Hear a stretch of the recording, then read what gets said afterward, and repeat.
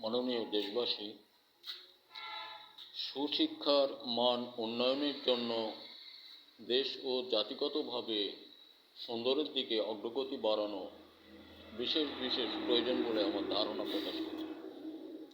দেখুন, একদিকে দেশ, অন্যদিকে মেরুদণ্ড দেশের মানুষ, ছেলেমেয়ে সকলটা পরিপূর্ণভাবে তৈরি করানোর নাম সুশিক্ষা। সুশিক্ষায় শিক্ষিত করতে পারলেই দেশ জাতির উন্নয়ন হবে। আদার্স আমাদের কোনো উন্নয়নের সম্ভাবনা নেই। এবং তৎসাৎ সকল ছেলে মেয়েদের হাতে রাখতে হবে প্রযুক্তি, যেটা নিজ উদ্ভাবিত পণ্য আবিষ্কার ও তৈরি।